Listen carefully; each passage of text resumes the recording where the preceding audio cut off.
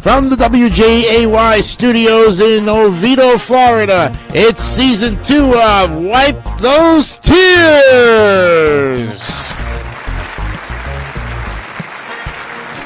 With our tier masters, our statistician Brandon Bogard, the Mario Man Mark Leota, AVGN expert Gianni Pizzi, the Retro Arcade Boy Scott Seffy McVeigh, and our timekeeper Andrew Hocking. Your host and moderator is Jason DiCanio.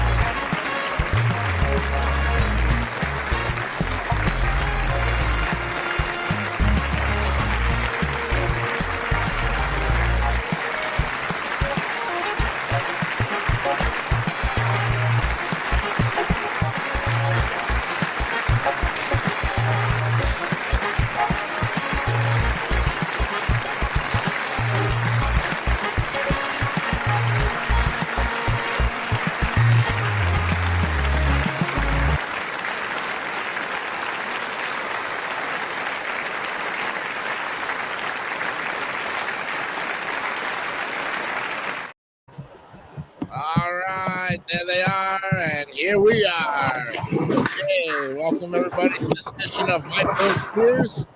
Wow, a lot of background noise. What? Yeah. Episode 51 is upon us. It's 2025. Happy April, everybody. And I guess this is an April Fool's joke on not just myself, but I think everybody's names changed. Oh my gosh. Oh my goodness. Okay. This is Sports Center. No, that's the other guy. Who the heck is Chris Penn? I don't know who he is. That's what the site gave me. What am I? I know what my name is. Guillermo del Toro? Yeah. Not that famous director. I know that. Lorenzo Ricomi. I don't know who any of these people are, including that. I just had to look him up. Eric Cantana. Yeah. And Greg Grunberg. Okay, yeah. You can thank Tom Parker for this. Tom Parker? Who the heck is Tom Parker? That's just what the site gave me again. Oh, wow. Okay, so we're all just, I don't even know. Oh, okay. So Greg Grunberg is an actor. That's why. So, yes, that's perfect. So I got to find out who Chris Penn is. Eric Cantona. Oh, Chris Penn was an actor. Yeah, Chris Penn was an actor. He's an actor. Oh, my God. He doesn't look anything like me. Oh, my God. Okay. Well, he died in, 2006. Oh, so this was your idea, huh? Brandon, these joking because of April Fools yesterday. Yeah. True. Oh, there you go. I mean, if you can find more better versions, guys, I don't mind. No. Hey, I'll do this in honor of Chris Penn. But we also should be dedicating this show to the late Val Kilmer, who passed away today at the age of 65. Yeah, that was a shock to me very much. Yeah, yes. When I was on Facebook, I was like, oh, geez. I better double check online, see if it's correct, and it is true. It is true. He passed away. Unbelievable. Well, also too, we have our ticker tonight's going to be "What Am I?" So that's going to be part of the thing here. So we'll we'll create a new banner for what do you call it, Val Kilmer. I'll put it up here. Yeah, in case everybody's watching. These names is only for tonight only. Keep that reminder on that one. There we go. There we go. That's better. Okay. I mean, he was my second favorite Batman behind Michael Keaton. So. Yeah. He was my second. He was my second favorite. Mm-hmm. All right. Well, how was everybody's week? Was it good? Oh, it was pretty good so far. It was good. We had a very good game show recordings here this past Monday. If you were in the chat room, you saw what went down. I was not there I could not be there for that. I know, but it's getting to be a good tournament for Blockbusters. I'm very proud of it. Very proud of everybody who's participated and was playing real well. So, Yeah. So next week I'll definitely be on. okay. Yeah. Okay, so we're all set. So let's go ahead and get to the rules of Wipe Those Tears. Yep. Okay, you know how this is going, guys. We're in the S's still. And if everything goes the way we want it to, we will hit Super Mario Brothers. Possibly in this episode, maybe next episode. You're going to grade 50 to 100. Andrew's going to give you 2 minutes. You'll base it on cover art, playability, anything else you can think of. If you need any additional information on, cover art for that matter, you can go to Brandon Bogart and he'll send it to you in the private chat. Cool. Okay. At Good least luck on to the covers. Yeah, covers, cover arts, all that good stuff. Okay, good luck to everybody. Here we go. Open up the board.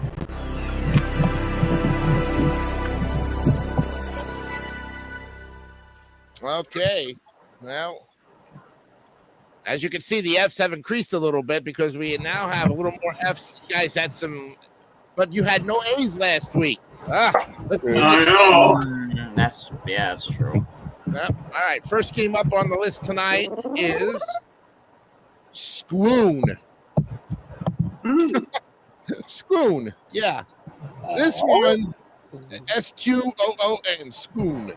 Okay. Oh, okay. Squoon without the P. It's called Squoon. Wow, what a name. All right. What up here? Wow. Okay, that's a lot of background noise. This is put up by Home Data, IRAM, June 26, 1986. And this is a side-scrolling shooter game. And although published in North America directly by IRAM himself, distribution of the game in that region and technical support were handled by Broderbund. Oh. Carmen Sandiego, sister too. Okay. No receptions on this one. Okay. So it's kind of almost like you're in a submarine. Mm-hmm. There you go. Your aliens who rule the planet Neptune realize that they have to run out of their primary source of nutrition, man-ham livestock, and they decide to invade Earth to feed off the humans. They melt the polar ice caps, causing entire continents to sink under the ocean. The general of the Earth Defense Army begs a pirate called Narikin to strike back at the aliens with a submarine. Squoon, Narikin. So the submarine is named Squoon. Yep. Narikin, being an evil nature, laughs at the pleas of the general, but reluctantly agrees to exterminate the aliens. Wow. All right, so you're basically a pink submarine. All right, so this is the order that we're going to start with. And we'll start off with our ever-popular statistician, Brandon Bogart, otherwise known as Tom Parker. Yeah, okay. So Tom Parker, I'm looking at this. I see on the front cover a green version of that same fish that Marlin and Dory were being chased by in the dark. Yeah. An anglerfish. Mm-hmm. And the back cover says, "This is the beginning of the Neptunian invasion." Oh, so King Neptune from SpongeBob is planning an invasion.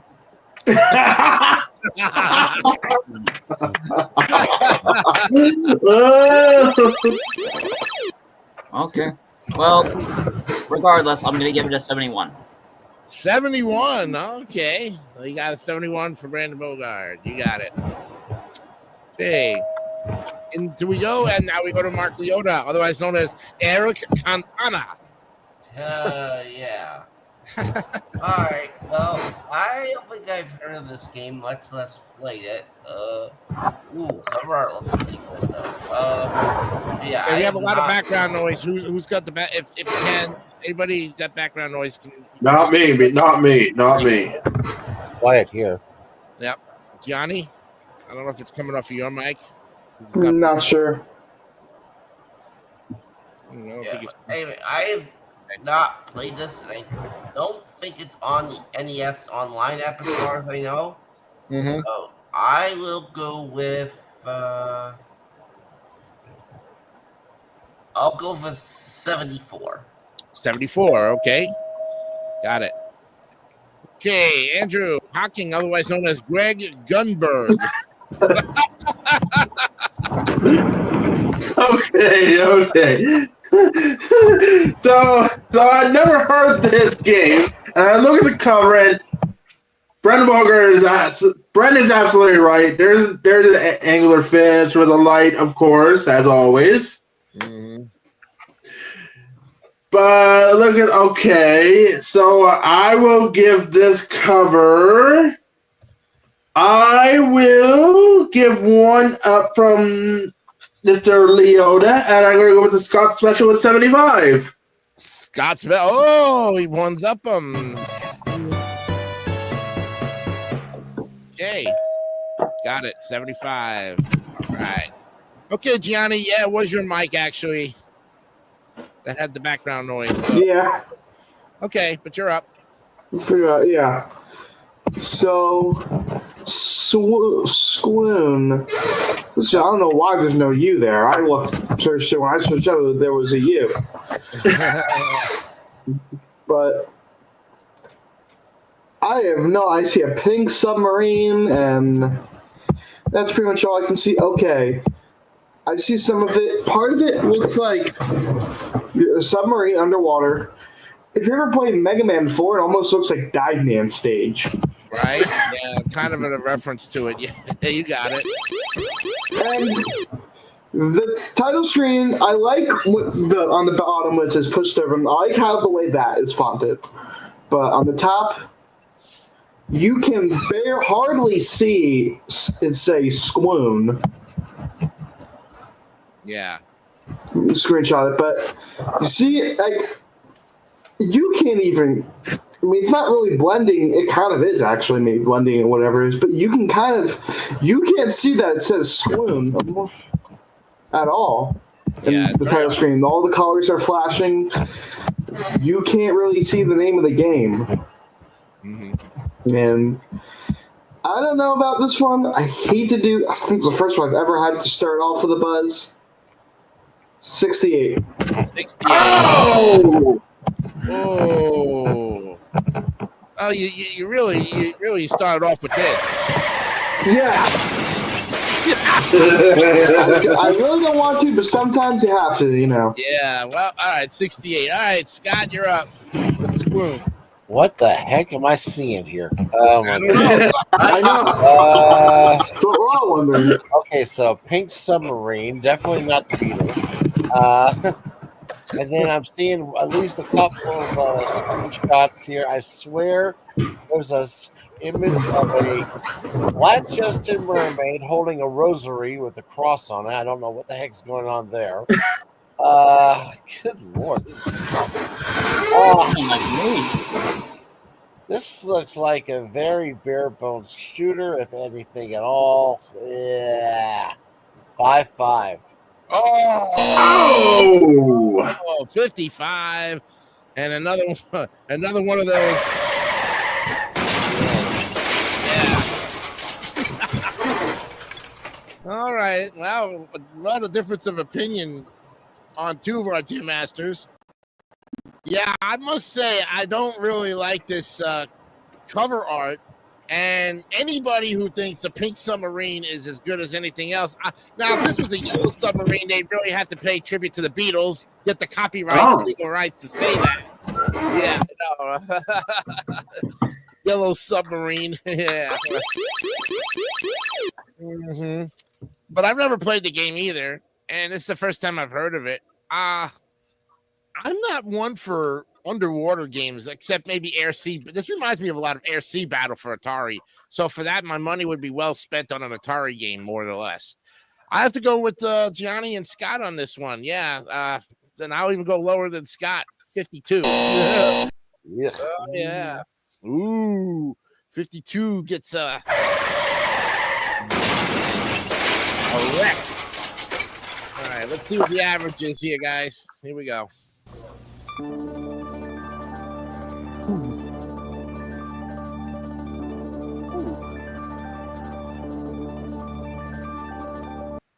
Yeah, this one's actually going in your first D of the night, 65.8.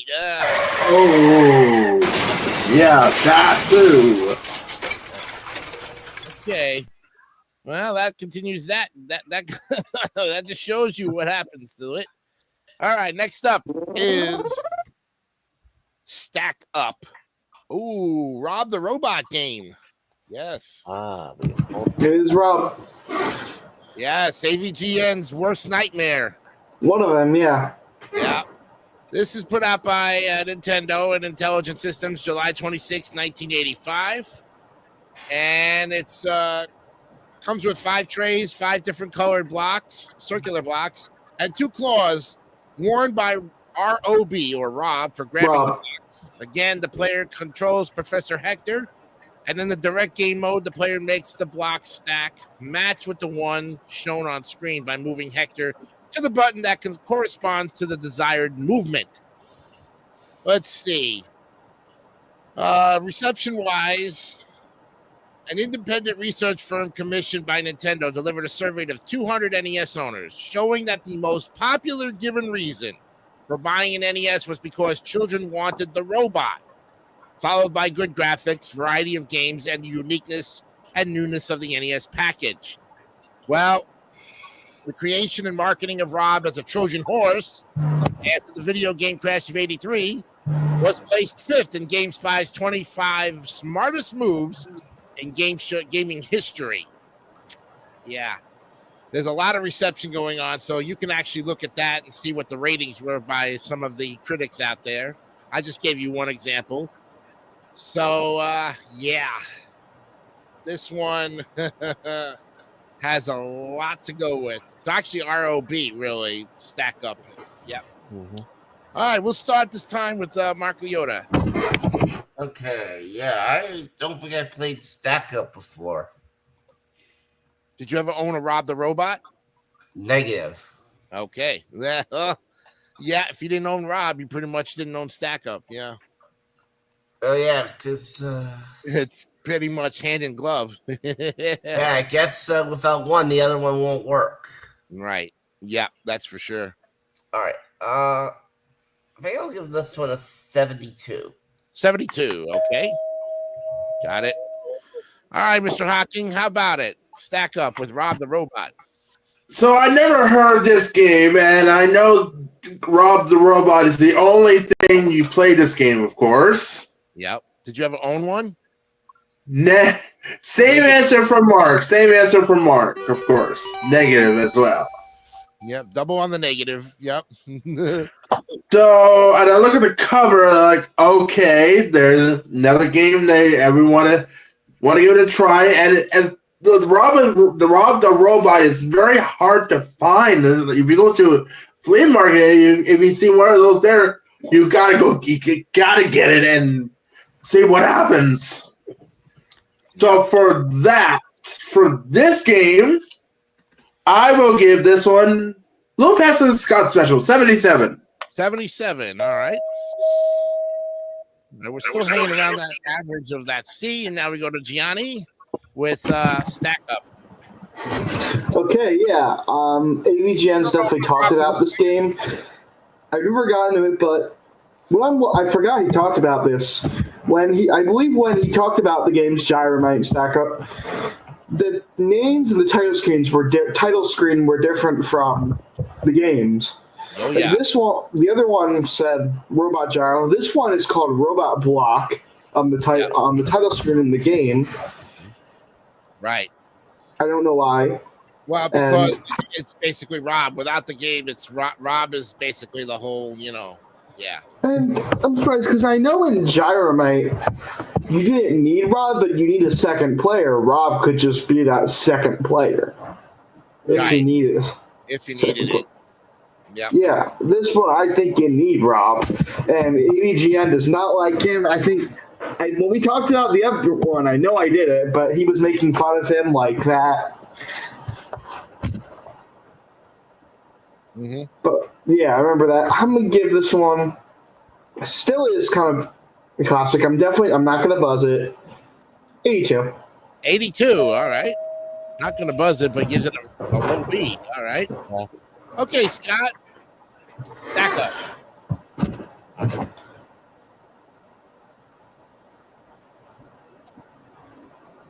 Well, Scott.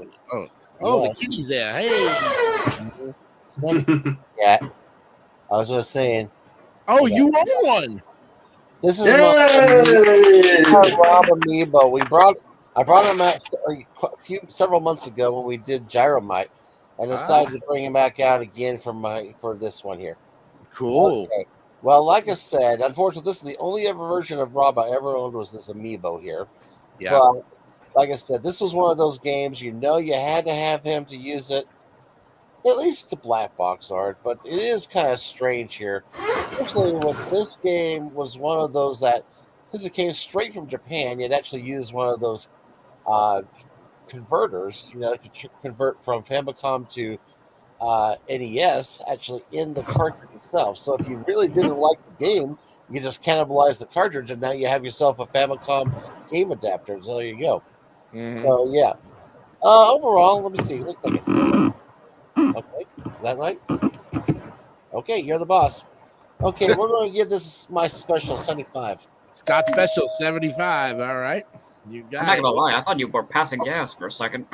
Not me, no. Trust me, I think that was someone else. It's not me. Wasn't me. All right. So now we go to Brandon Bogard. Okay, so I looked at this and I guess there's sort of a bit of challenges if you look at the back cover images. But on the front cover, I'm seeing a mini version of Shaggy Rogers' dad.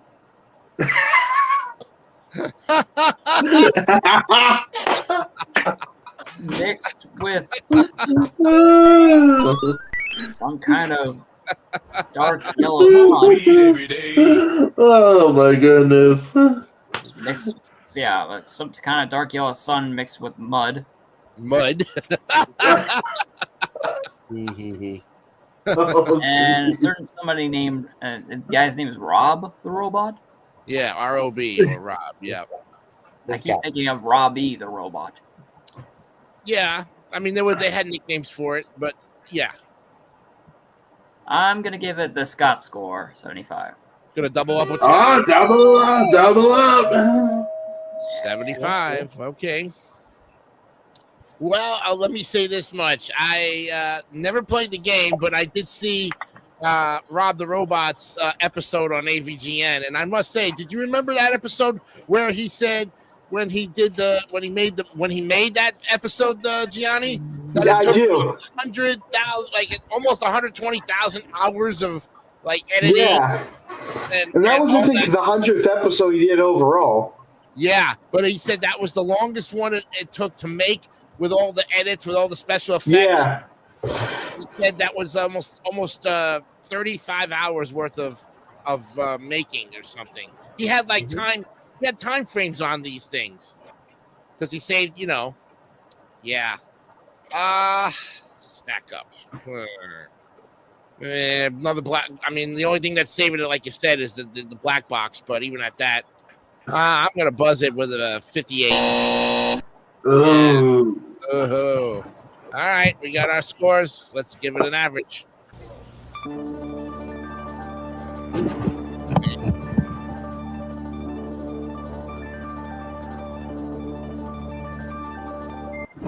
It's going in the C tier, 72.5. All right. Barely passed that one. Oh boy. Mm-hmm. All right, let's go ahead and take a break.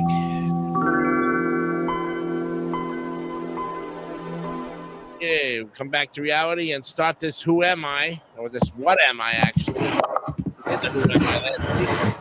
Here's the What Am I? Okay. Getting ready for your first of 3 clues? Mm-hmm. All right, and here we go. Clue number 1. I am both a place and an object. 2 things. Okay. All right, clue number 2. I am long and evenly shaped. Yeah, I know, right? This one could, take you all the way down to the end of the clues, And clue number 3. I am seen in the gymnasium and on the sports field. Ooh, that probably gave it away. Okay, those are your the first quarter. Not too bad. All right. Anybody need to take a break? We're good now. Okay. Very good. All right. Well, I'm good. you're good? All right. Let's get back to the game.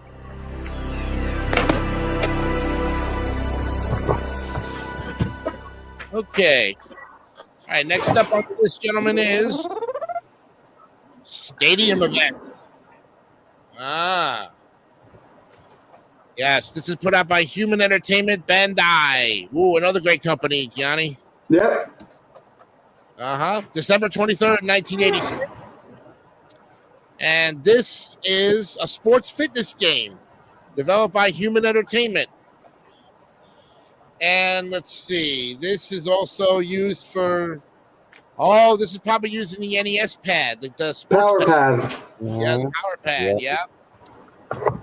This allows you to compete in 4 different Olympic-inspired sporting events using the mat to move as they compete in running and jumping.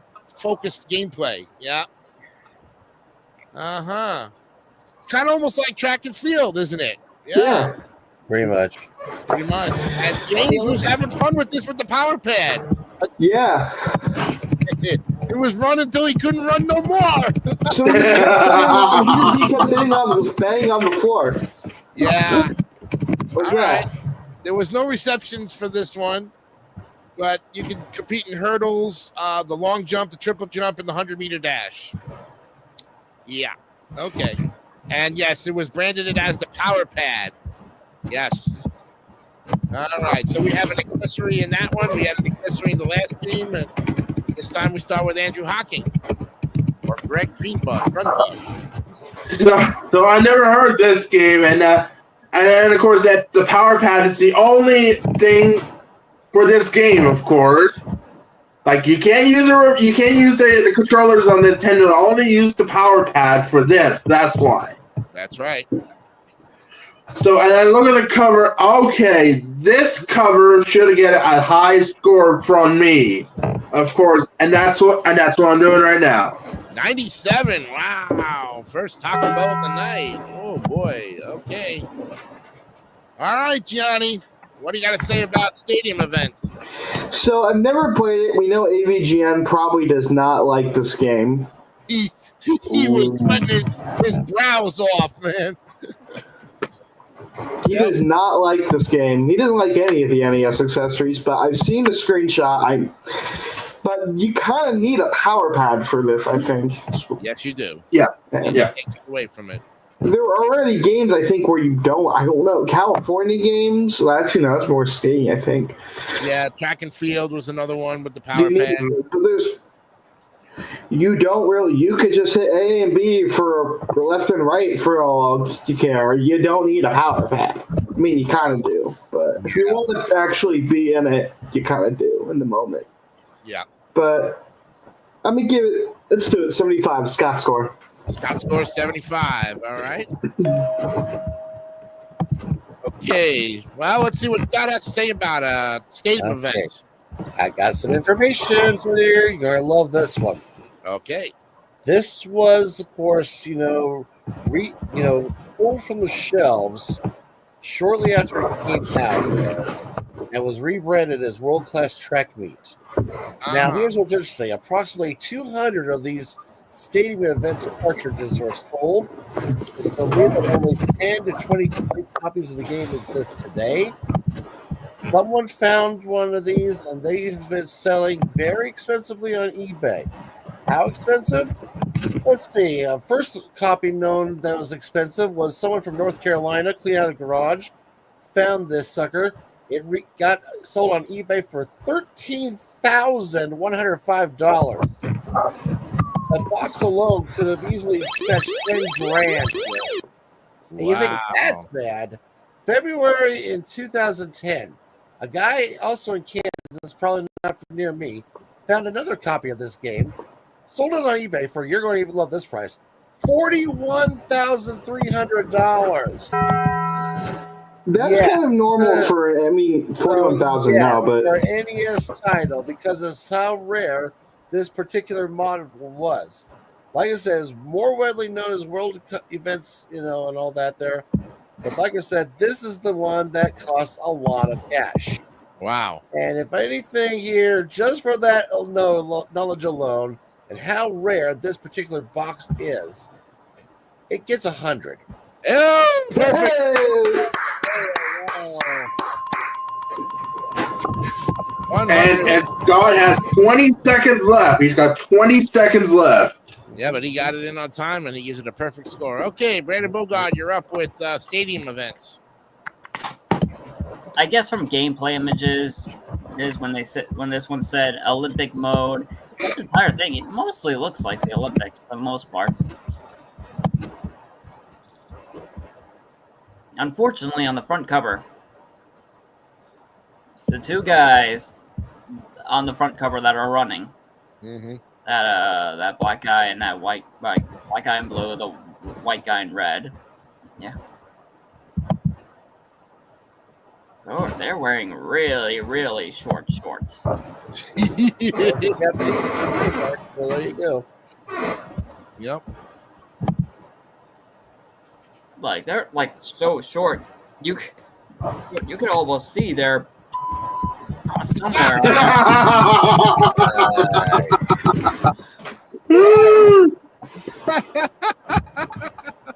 Like, or like. With that said, I'm just gonna give it an 88. It'll be all nice. 88. Okay. Got it. All right. And Mark Leota. Stadium events. All right. Well, looks like this kind of replicates the Summer Olympics. Yep. Oh. Mm-hmm. All right. And for that purpose alone, I will be going to give this a 91. 91. Taco Bell. You got it. Okay. Well, like I said, I never saw James break a sweat my entire life when he was running on that power pad again with this game. You can really tell that the man just does not like any NES accessory at all.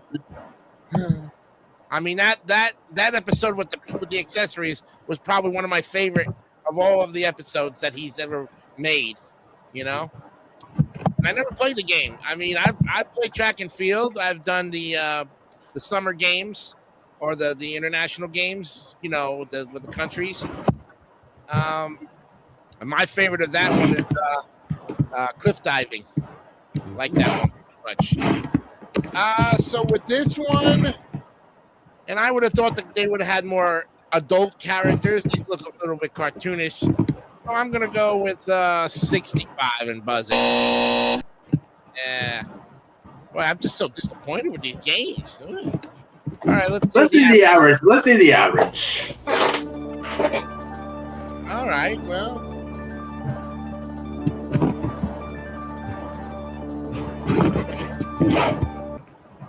This one's going in the B tier. 86. Holy cow. Good job, guys. Even with my buzzer. 86 even. 86 even. Yep. All right. Next up is wrong subject. All right, we got looks like Stanley. It's called Stanley: The Search for Dr. Livingston. Yep. Gosh. And this one was put out by Sculpted Software and Electro Brain, October 1992. And it's a side-scrolling action-adventure game. And it takes place in the deepest and darkest part of Africa during the year 1871. Oh, boy. Had no reception. Yeah. There's a reporter named Henry Morton Stanley after Sir Stanley. It's almost like Dr. Livingston, I presume, Mm-hmm. Basically, that's the summary of it. Yeah, search for Dr. Livingston. Okay, we'll go to Gianni with this one. Okay. Have not heard of this one, but sounds like an interesting game. Search for Dr. Livingston. I don't know if it's either like a wilderness explorer or a doctor, like a mad scientist. But like what I see for the school, I'm gonna give it 70. Oh, barely passing. Wow, 70. Okay. You got it. All right. Okay, Scott, you're up with Stanley, the search for Dr. Livingston. Okay. Recently, I saw a video about this strange game here and all that there, and they said it was a game of trial and error and a lot of difficultness. It's almost like you need a strategy guide just to figure out what's going on. Cheap hits, everything like that, though. It looks interesting. The sad thing is the ending screen when you finally find them is just hello, and that's it. That's all it really is, though. So it's kind of like one of those tough, really tough games, though, for it, though. Cover looks cool. I do like the cover, especially kind of looks like this guy in glasses trying to look through the jungle. All the crazy stuff's right behind him, so he has no idea what's going on. I can't give it a really good score because of how bad the gameplay is, so I'm going to give you a 70. You're going to double up on it. Okay, 70. All right. Good. Okay, we got two 70s, and now we go to Brandon Bogard. I looked at like a couple of gameplay images and the front cover. And one of the gameplay images, there's like 5 tikis or totems. Mostly, I would call them tikis. And I'm not going to lie, the way they're lined up, it's reminding me more of those 5 singing heads in the Haunted Mansion ride. Ooh. And then on the front cover, on the bottom left, there's like a gorilla or some kind of monkey. And I'm not gonna lie, he's giving a look like,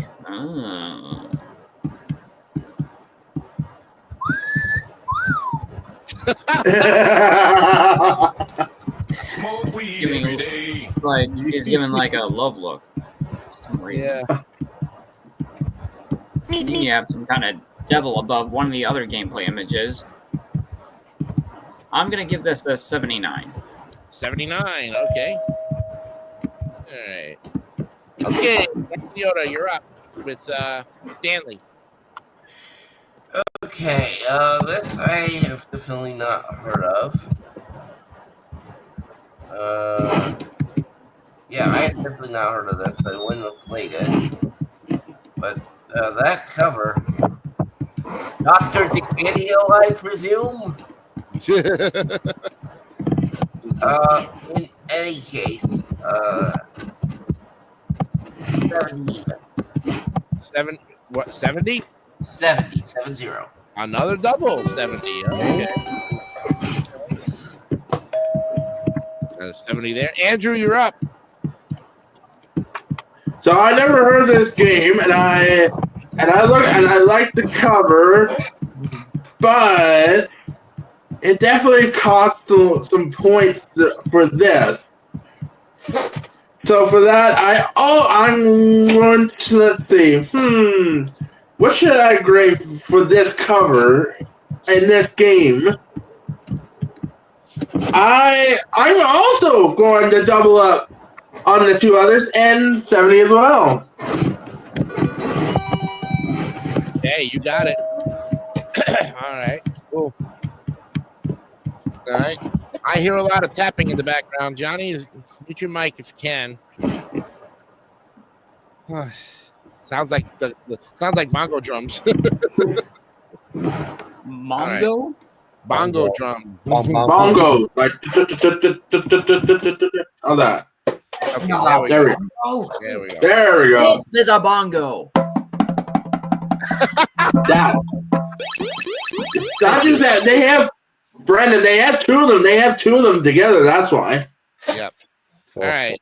So I haven't seen this game until we've started talking about it now, and I've heard of Dr. Livingston, known scientist. I would rather watch the movie or read a book about him instead of. Mhm. I mean, and the cover art looks like it's got a lot of things going on it at the same time. You don't know where one thing starts, the other one stops, and it's a lot of just. And Dr. Livingston looks really nerdy in that picture. Oh my god! See another picture of that. Oh boy! I forgot to mention. I just looked up a comment from a video of someone reviewing this, and he thinks it actually kind of looks like the AVGN. Oh yeah, that's true. Oh, oh boy! Yeah, wow. There you go. I mean, maybe someone where they were doing it just for it could be purely coincidental. Then right? Yeah. So based on the gameplay and the search and everything, side scrolling, it's in the forest. Oh boy. And you know what's interesting about trees and all that in 8-bit? It's the letters and numbers. Yeah. Yeah. Okay. So with that, I'm gonna fail it. 65. Or to the D. Yep, 65. Buzz it. I've been buzzing these games. I don't know why. But there we go. Let's see the average. Ooh.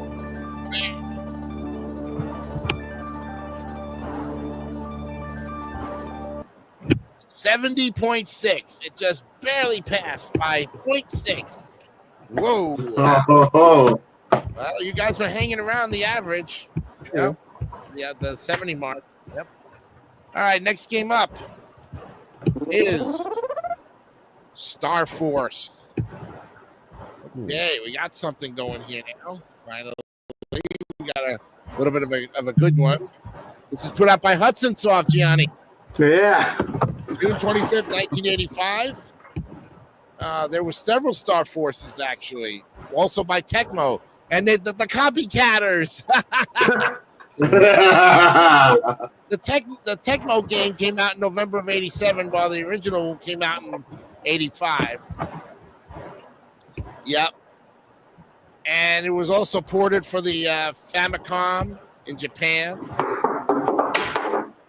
Wow. It was also ported by Sega. There was also an original arcade version there, Scott. Mm-hmm. Yep. In fact, it's an arcade archive. Ah, cool. Yep. And they had some sequels too. Super Star Force. Oh, in Japan, Game Machine listed Star Force on its December 1st, 1984 issue as the 14th most successful table arcade unit at the time. Wow. Okay. So you are in the game. The player pilots a starship called the Final Star while shooting various enemies and destroying enemy structures for points. Ooh. Hey, this looks like something like what's that game that we saw where you fly over everything for Nintendo? Not 1942, but it was another one. I'll I'll have so to many look. of them, it's hard to tell. Yeah, but it was a good game there, and I enjoyed it too. But we'll start with you, Scott, since this is your turn anyway, and we got a good arcade one for you. Yeah, this is actually one that I never saw in the arcades, but it looks good for a classic style shooter, though. Cover art looks really cool. I do like this design here for it. With the the traditional Tecmo fonts and design here. A nice shooter though. 85. 85. All right, you got it. We'll do that. And to answer your question, it was Gunak. Gunak. That was what it was. That was the other one, yeah. That's the one I love. That's the one I remember playing, Gunak. Yep. Okay, we now go to Brandon Bogard with Star Force. I can't take this very seriously. oh! I can't.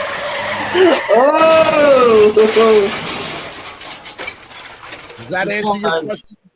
Top gameplay image and the third bottom one have like some kind of fireballs that's with a little more detail, but they look like the ones from the original Super Mario Brothers. Ah. Then the second Okay. gameplay image is, for some reason, the ship is shooting at food items. Like there's like a hamburger in space, and then they said it's in the dark, and there's path everywhere. And then on the front cover, Yeah. it looks like a Death Star combined, but the ground looks like a brain. Smoke weed every day. Yeah. And then on the top left, there's like these little balls. They look like the ones that the Green Goblin would throw. Oh shoot. There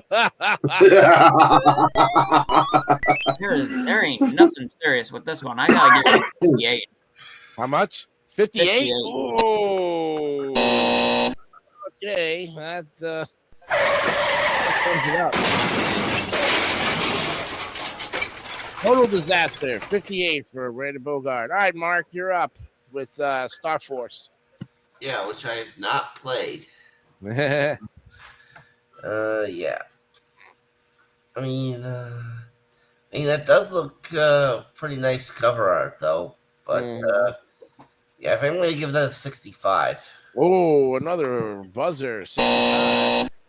Gosh. Okay. All right, Andrew, you're up with Star Force. First of all, this game is not good. Not good at all. And you know what number I'm selecting now, Jason? Yeah. Not a high number, but I'd say a double up for Mark. Ah, double it up there. Okay. 65. Okay. That's 265s. All right, Gianni, you're up with Star Force. I've heard of this game. I don't remember where. I think some reviewers definitely talked about it, but cover I've definitely seen somewhere. Mm-hmm. And it looks like, almost a bit of 1942. Yeah, that's the one. And you go, and it's like an overhead view of Bomberman almost. Ooh. Okay. And see that? You see some Metroid. Yeah. For Top Gun Space, I don't know, but this is not really. It doesn't look like a bad game. Yeah. Actually, I think I might have seen play this. The Happy Video Game Nerd. Yes, that's actually a real person. Okay.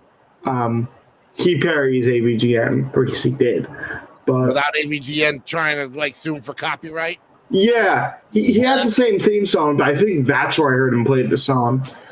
Play this game. Okay. It's kind of similar theme song, but Yeah. 85. 85. Wow. Okay. All right. Well, what this cover reminds me of? Reminds me of the interior headquarters for Pole Position. Even though it's not Pole Position, very cartoonish like. If a cover art's going to do something like this, that should have been an 80s cartoon then. This should have been a flat-out 80s cartoon, Star Force. I mean, it would have made a great one for that. But they didn't. And I like these. I like, the overhead side-scroll overhead shooting games like Gunnak and this one. But I'd rather spend my money on Gunnak because I played it. Never played this one before. So I'm actually going to just have to give it the Scott Special, 75. 75. All right. Okay.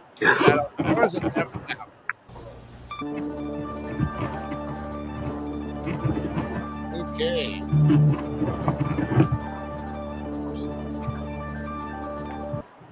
Going back into the C tier, 72.1.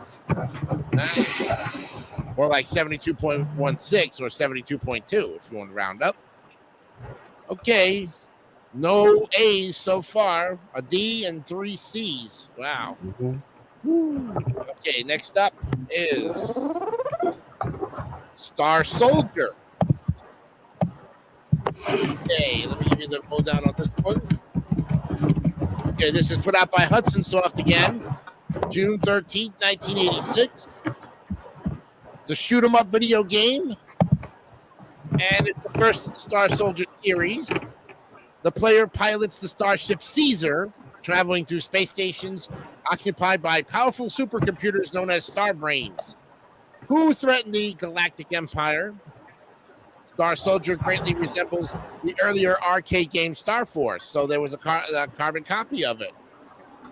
The vertically scrolling shooter. Yep. And it has a legacy where Starship Hector actually released as a follow-up to the game Star Soldier, which we'll be looking at Hector a little bit later on. Yep. All right. No other critiquing on that one. We go back to the top of the order with Brandon Bogart. Star Soldier.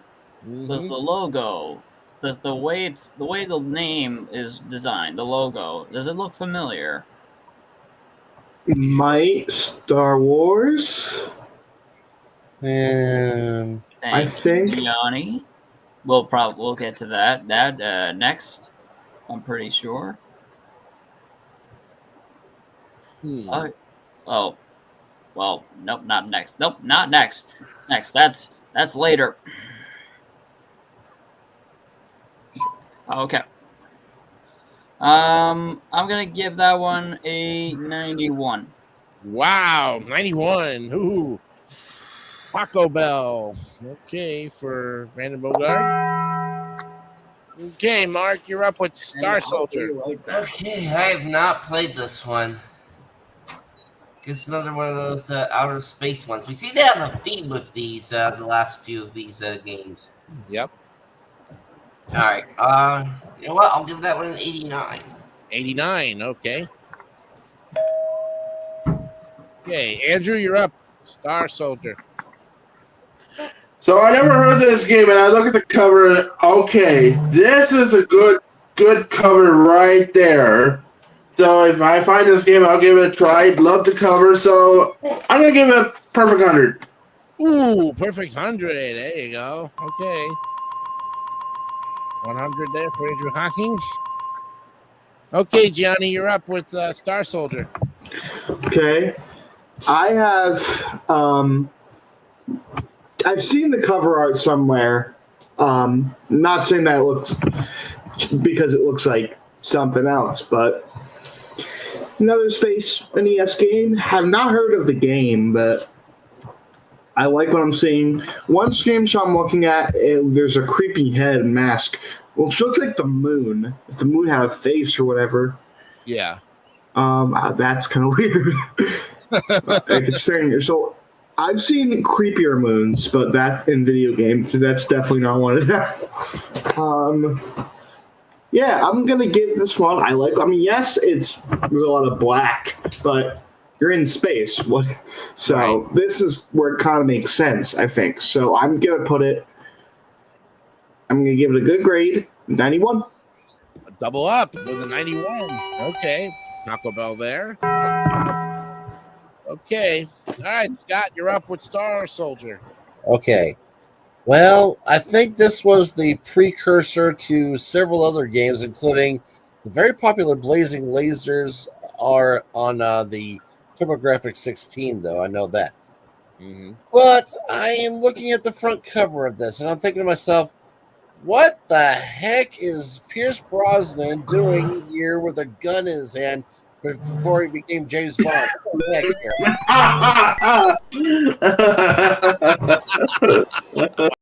I mean, seriously, it's supposed to be a space shooter, and here you got a guy with a pistol. Looks like he's about ready to cap someone's butt here. Come on. Exactly. Come on here. But like I Smoke weed said, every this is a good space shooter. It's the precursor of one of the best games you can find on a later game system here. It's going to get you, well, the cover's throwing me off, so I'm only going to give it 85. 85. All right. You got it. I like your commentary on that, Scott. Very, very. Had a lot of slippery slopes in there. Yeah, try not to do too much. Yeah. Very good. You know, the logo reminds me of Universal Soldier. Oh, yes. But of course, like Scott says, Pierce Brosnan, I would think, Tom Cruise would actually be the better of the two particular one. Tom Cruise likes to star in those highly action adventure movies. And why not throw Tom Cruise in there, True. I mean, he was in Mission Impossible, right? Right. So why not make him a star? But the cover art is just, oh my gosh, that purple is hideous for the border. I don't know. Why is it that if you if you do flash black and you get white, you should not get purple, you should get gray. Uh-huh. But in this case, there's a lot of purple and some pink, and wow, they're just. I'm gonna say 80. Ooh, yeah, right. 80. Me for 80. Wow, we're not playing the game. The cover art's just throwing me off a little bit. Okay, we got our scores. Let's average them out.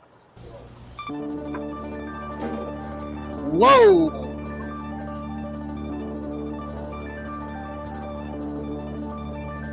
Man, you guys were so close to an A. So close. 89.3. Oh, Wow. my gosh. By 0.7, you would have had it. Oh, you're getting there. All right. I think we'll go ahead and go to halftime here. Mm-hmm. 4 minutes in there in the game, so why don't we just go to halftime? Halftime. Okay. All right. Time for some more What Am I? Get ready for clues 4 through 6. And here we go, guys. All right, clue number 4. I can be made of gold, chocolate, or soap.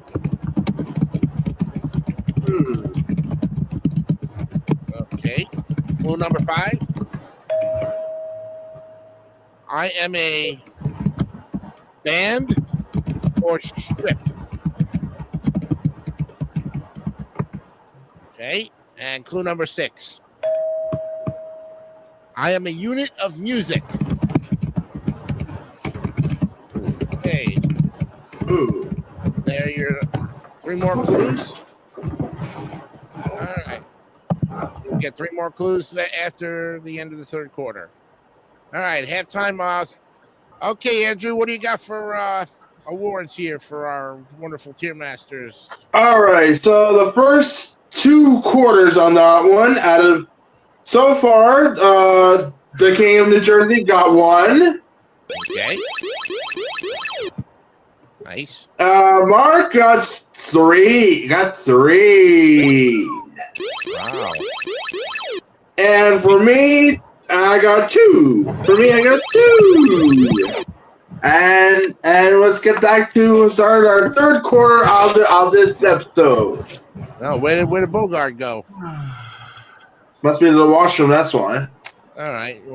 Anybody else need to take a break? I was gonna go. All right. I'm going to take a break as well, too. So go ahead and entertain yourselves. I'll be right back, too.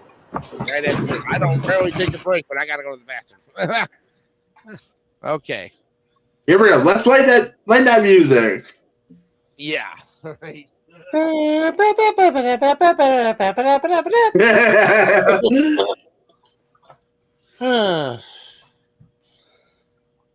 So, since you've been always wanting to get that Switch 2, Mark, do you want to buy the regular version or do you want to buy the one with Mario Kart World? I'm kind of leaning toward the bundle because I would get Mario Kart cheaper that way. Yeah, exactly. Yeah, that's what I was thinking too. I mean, the downside of that is it would be a digital-only copy. Yeah, that's true. But if it means getting the game cheaper, then and save myself some money, then maybe I might have to do that. I think that's probably the best thing to do also. Yeah. And plus, to be fair, I'm kind of running low on shelf space for my physical stuff as it is. There you go. Okay, I am back. All right. All right. Waiting on Bogart and Gianni. Okay. In the meantime, while we're in halftime still, also wanted to, like I said, this episode is dedicated, of course, to the late Val Kilmer, who passed away at the age of 65. So this episode is dedicated to you, and we send our support and our prayers to the family. And we miss you very much. Actually, yeah, hey, Jason, I'm currently watching one of the Val Kilmer's movies. I'm watching on my phone right now called The Real McCoy with Kim Basinger, of course. Oh, there you go. Good way to pay tribute. Yeah. Very Yep. nice. And With the volume down, of course. With the volume down on my phone. yeah, you don't want to risk copyright. We're still at 105 Nope, subscribers. And if you would still like to join us here and subscribe to the channel, please do so. You can go over there and click on, of course, give us a thumbs up. And we have one person watching right now. I guess we're all boning up for Easter. Our views have been very low the last couple of weeks. I'm wondering if people are on spring break. That could possibly be a reason. Maybe. You know, get out there and enjoy the nicer weather. And Scott's having fun. Play with the little toy. He's just wanted to stay around. Does he talk? No. No. All this is just a little video. I want to talk with Mike here. You know what? I tell you, Scott, if you got some Lego, you can make a Lego building out of him, you know? Well, you could, though. Yeah. Yeah. The only Lego set I actually have is the Sonic the Hedgehog from the Green Hill Zone set that came out a couple of years ago. Oh, wow. That's nice. It is, though, yeah. I don't have enough room for it because I got too many things on my shelf for Transformers and stuff like that. Oh, it's that big of a set, huh? Pretty much, yeah. I'll see if I can get around there. Plus, I don't have a lot of room in the house anyway, so there you go. That Wow. one shelf way over there, that is Oh, there he is. Transformers and Gundam models. So There's Brian Bogard. I think the pasta really got me. That Uh makes- Oh. Oh boy. Okay, what were Uh-oh. what were the clues? Oh, okay. So I got all right. You go ahead. I'm just going to put Rob away here. Okay. Bogard, clue number 4 was I can be made of gold, chocolate, or soap. Number 5 is I'm a band or strip. And clue number 6 is I am a unit of music. A unit of what? Music. Unit of music. Oh. Okay. All right. Okay, so we're all back and ready to go for the third quarter. I'm ready. Yes. Oh, is that Voltron? No, this is Dino King. This is a Japanese exclusive character that is actually 6 dinosaur robots combined into a big robot. Kind of like Power Rangers or Voltron. Kind of similar. Oh, yes. Mm-hmm. Yeah. Technically, this was kind of like a version. If the bad guys had their own version of the Dinobots. There you go. Wow. You got some very fantastic collectibles there, Scott. Yeah, among other things too. Yeah. Nice. Like I said, I do have a Voltron set here as well. Actually, it was a model kit I made about several months ago. It was pretty cool. I think of the Voltron one I had was the Voltron one with the street cars and the airplanes and everything. Not so much the Lion set. Mine is the Lion set, so there you go. Yeah, I always wanted the Lion set. I would kill for the Lion set, but never got it. There you go. Only to wish and dream. All right. Let's get back to the game. Halftime was good, so let's go back. Here we go. Hey. All right. We are getting close to Super Mario Brothers there, Mark. A long way to go, but we will be there soon. Probably next week. Yeah, probably, definitely next week. All right, next game up is the 25th anniversary edition of Star Trek. Ooh. Yep. Put out by Konami, Ultra Games, Gianni, Yeah. Oh, yeah. Ultra. Interplay Productions, February 1992. And You, of course, are the Enterprise. And you're approaching the planet Sigma Lotia 2. The ship is caught up in space-time that sends him to an unknown area of space. And while attempting to escape the tier, the dilithium crystals that are needed to travel at warp speed become fused and are rendered useless. Wow. Yep. Of course, you have Kirk and Spock in the game. And the American Video Game Magazine, Nintendo Power, reviewed Star Trek, the 25th anniversary, and assigned it an overall rating of 4 out of 5 in their October 1991 issue. Hey, that's great ratings for a 25th anniversary game, you know? Okay, we'll start off this time with Mark Leota.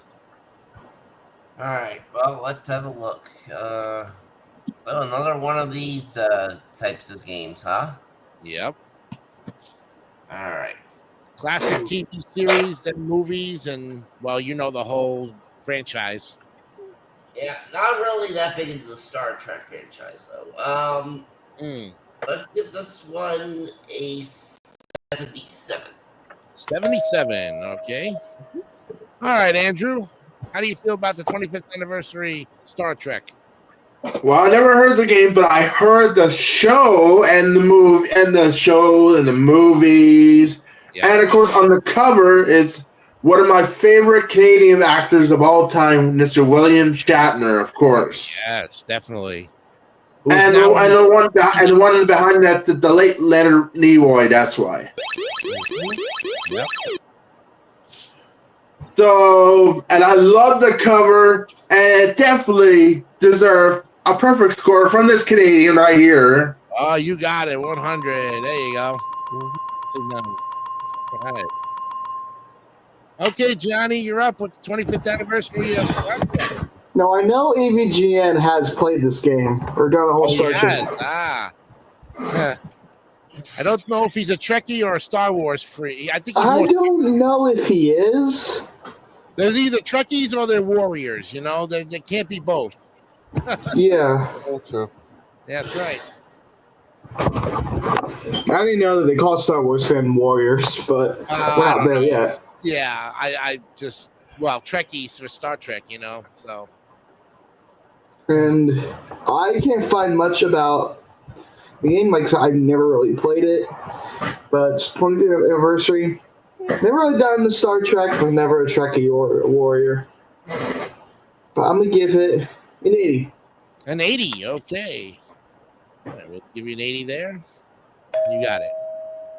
Okay, Scott, you're up with Star Trek, 25th anniversary. Yeah. It was good. I mean, I watch the show every so often because on Saturday night on the MeTV network here. So, the version doesn't look too bad. I'm looking at the screenshots. I love the fact you have 3 characters on the screen because it's your away party. Yep. And it's got some good stuff though, but it looks generic though, but still pretty not bad though, like I said. So I'll give it an 80 also. All right, doubling up with an 80. Okay. All right. 80 there, and now we go to Brandon Bogart. Happy 25th Star Trek. Oh, okay. Yeah. So there are some parts that I think they do look pretty similar to the show. Sort of. I've only seen like a bit of glimpses to the show. 2 gameplay images actually don't look anywhere close, however. With that said, I'm just going to give it an 80. You going to give it an 82? Yes. An 80, a plain 80, a double up 80, right? Yeah, okay. 82, yeah. Oh, 82? Oh, okay. 82. Oh, you got it. Okay. 82 for Bogart. Okay. I want to make sure I get that score right. Okay, everybody's in except me. Well, I, of course, love Star Trek, and I love it so much.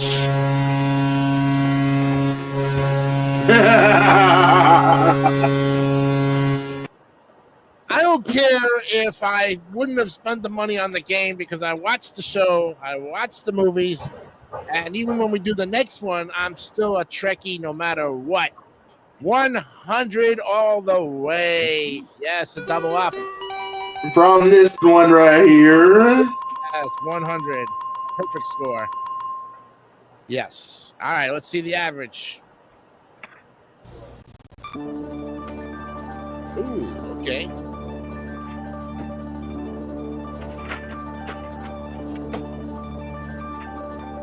All right, guys, we're moving up and getting close to the A's, but it's going to be a B, 86.5. All right, very good. Next one up is one of my favorites, Star Trek: The Next Generation.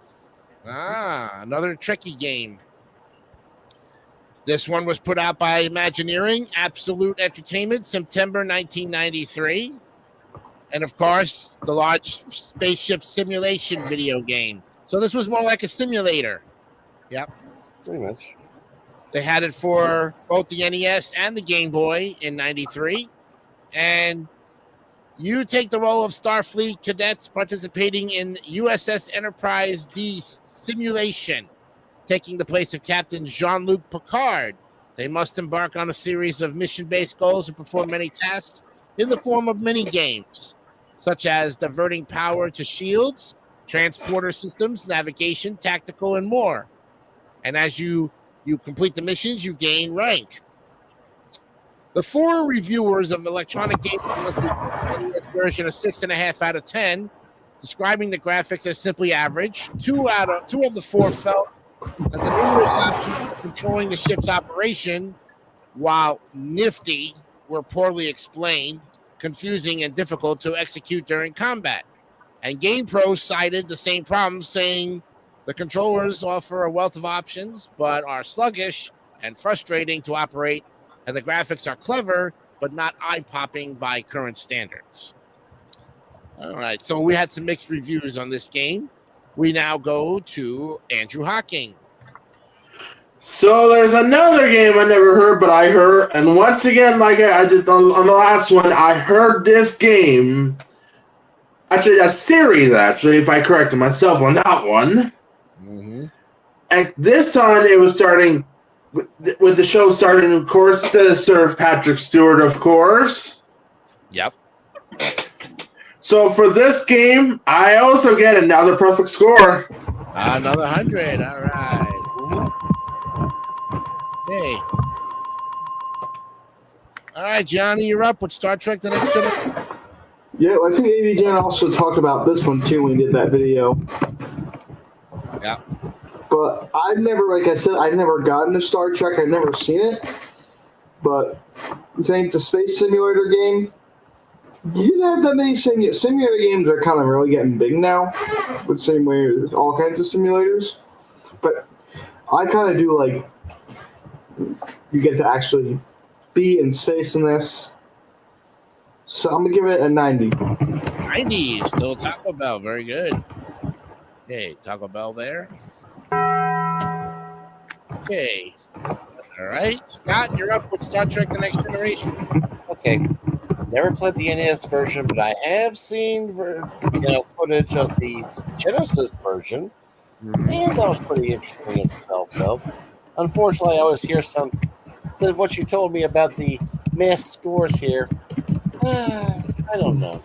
I do love the fact you get this cast on the cover, so that's not so bad. 80 again. 80 again. Okay, very good. Okay. Mr. Bogard, you're up with Star Trek: The Next Generation. This looks more closer to Star Trek than the last one, and due to the gameplay images, it looks like you have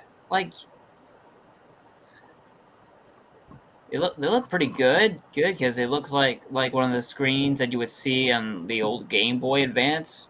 Mm-hmm. Yeah.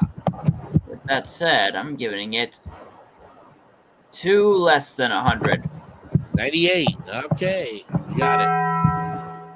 That's still a very high A. All right. Okay, Mark, you're up with Star Trek: Next Generation. Well, I didn't play the other Star Trek game. I probably wouldn't have played this one. Yeah.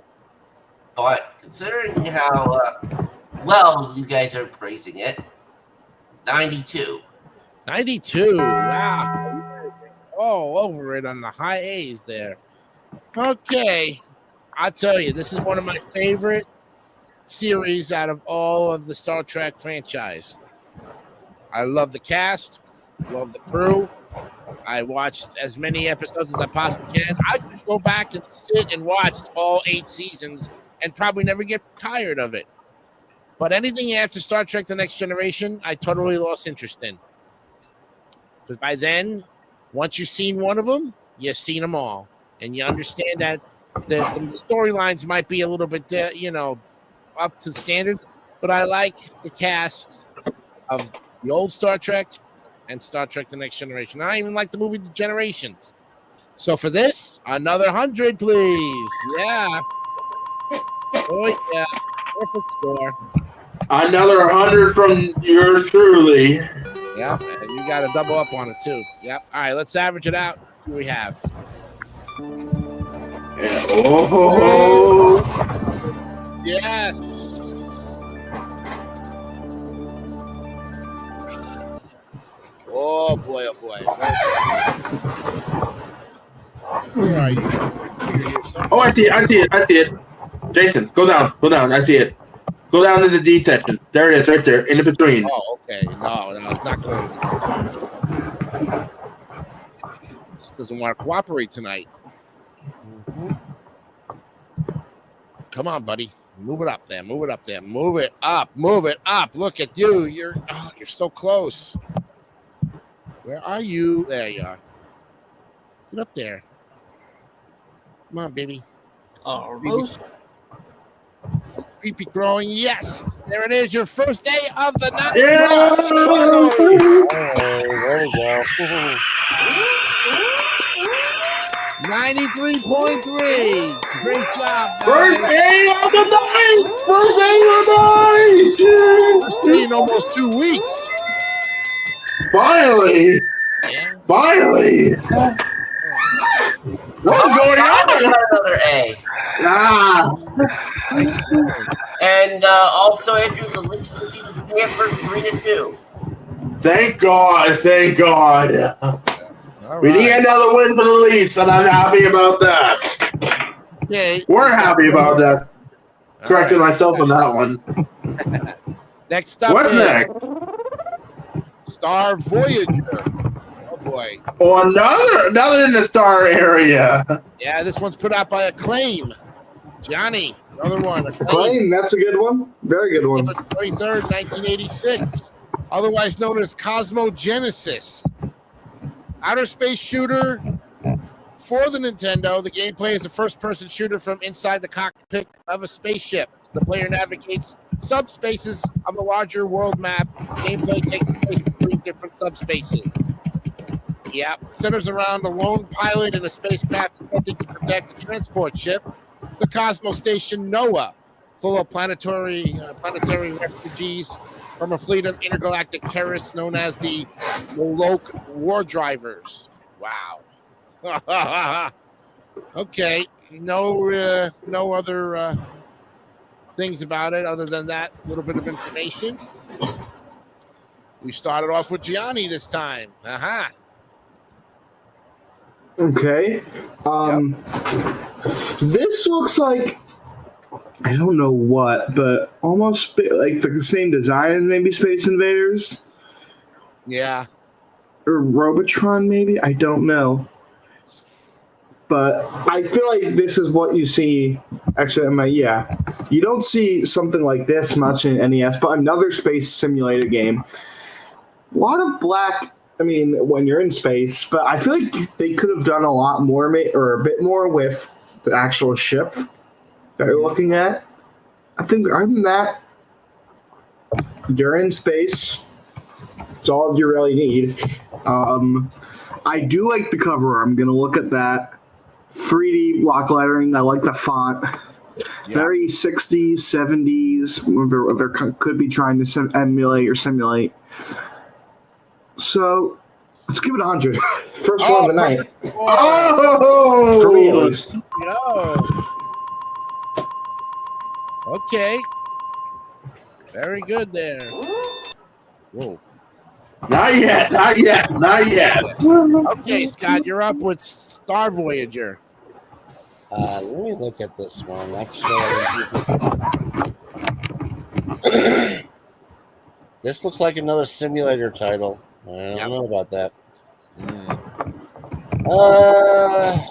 Well, okay. I don't know why, but I'm also seeing not only the NES version, but an old Atari version game with the same name here, but definitely not the same game here.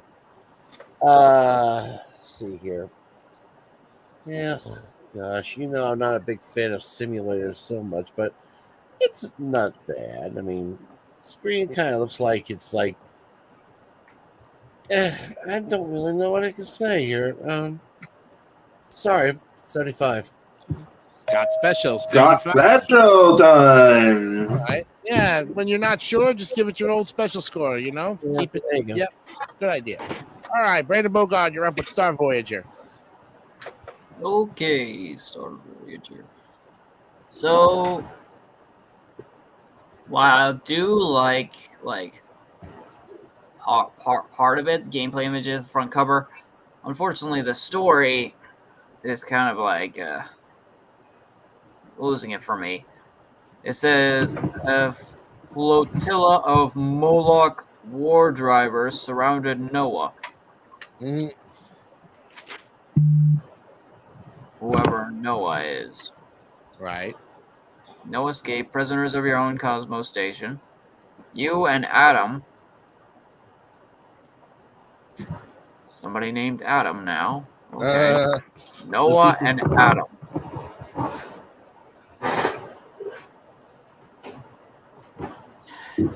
Must be Noah from Noah's Ark. Ah! There you go. And Yeah. fortunately, that Noah is gay and has gay, and his gay friend is Adam. Oh boy. Then again, that'd be possible because that'd be stupid of me to think. I'm gonna go 88. 88. Okay. There you go. All right. Okay, Mark, you're up with Star Voyager. Okay. Yeah. Might as well all these outer space games today. That's what I want to know. Yep. Well, it is Star and S, space, star, begin with S. yeah. Yeah, I guess. All right, I'm gonna give this an 82. 82. Okay. All right. And now we go to Andrew. So I never heard this game. I look at the cover, like, okay, this is a better. I love this cover because I see, of course, in space. Of course, I see about a few planets, maybe more. So for this cover, I'm gonna double up from the King from New Jersey, 100 as well. Oh. There you go. Doubling up on it. And gives it another 100. Nice going. Okay. All right. Now, let's see. Star Voyager. I love these games with the simulation where you are out there blasting. But see, this one, unless it's very high priced, I probably wouldn't buy it unless I rented it first. You know my rule, or my mom's rule. Mm-hmm. Rent it first. If you like it, you would get it later. Cover art's fantastic. Very, very spacey for its and but I'm just kind of curious as to the price that at that time would it be worthy of it, because you're talking about what, 1986, right? Mm-hmm, pretty much. Yeah. So you have to think in terms of, you have to think in terms of what the price was back some 40 years ago. So that's the only thing that would it be worth its weight, Oh. I will say 86. Yeah, I'll go with an 86. Why not? From 1986. If somebody could give me the price on that at the time when it was, came out in 86, well, my score's locked in. So, but I'm curious as to know what the price of it was. If it was on the high end or the low end. Anyways, You said 1986, right? yeah. All right, let's go get the average, and here we go. Oh, good job.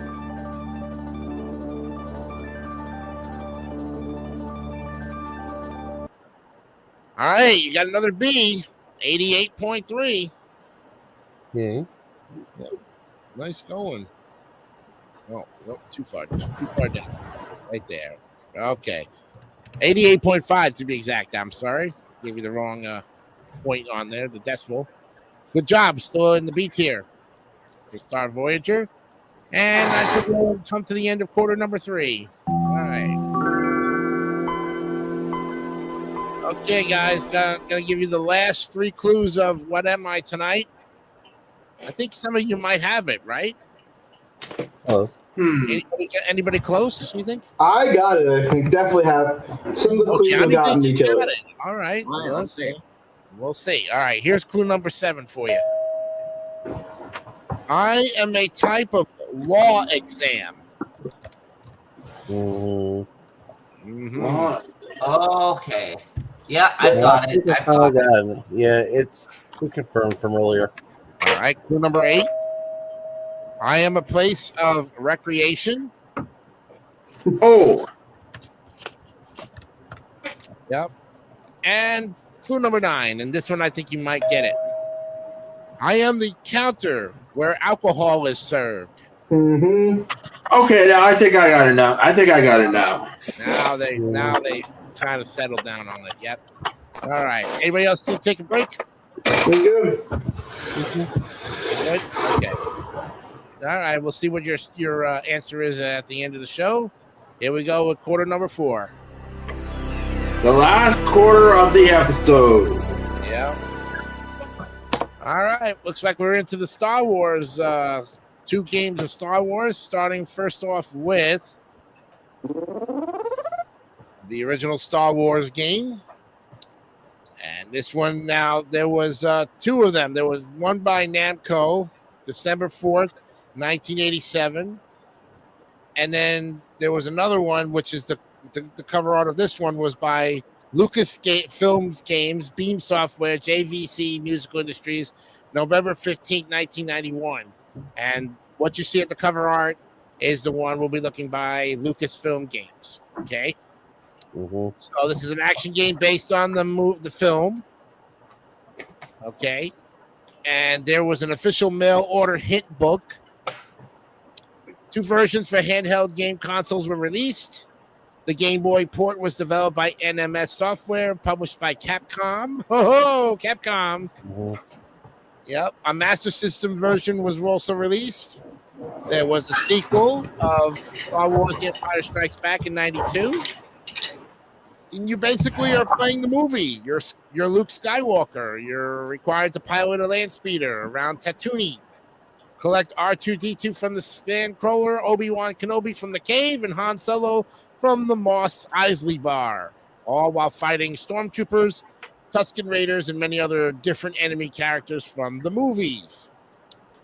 And Victor Lucas of the Electronic Playground gave the Game Gear version a 7 out of 10 and wrote, Star Wars does feature some impressive artistic design and a few technical surprises. It's still one of the sharpest looking games available for Sega's portable. Power Unlimited gave the Game Boy version a score of 65, summarizing, although this Star Wars game is incredibly versatile, it is hardly manageable. The graphics are too complicated for the Game Boy, the image is too dark, and the controls are not precise enough. However, it can be played for a very long time. The Game Gear version was a runner-up for the Game Pro's 93 Handheld Game of the Year award. Wow. All right.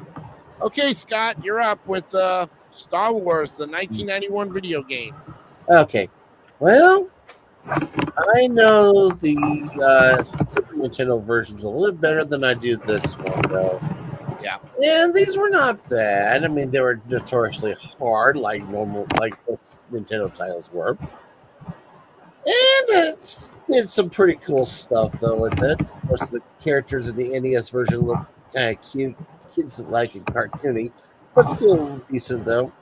And it's Star Wars, so you still gotta love it. It's a 90. 90, Taco Bell. Okay, very good. Are you a Star Wars fan, Scott? Pretty much, yeah. Okay.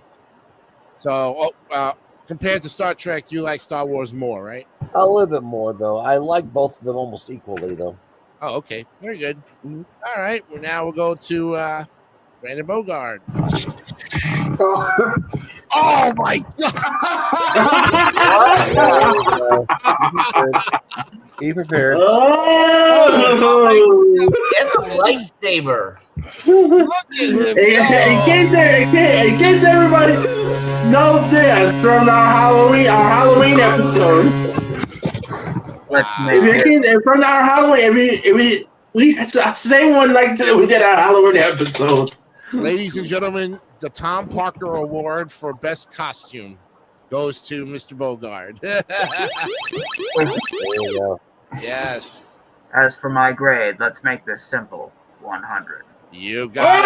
Oh, okay! Woohoo! I love that laser.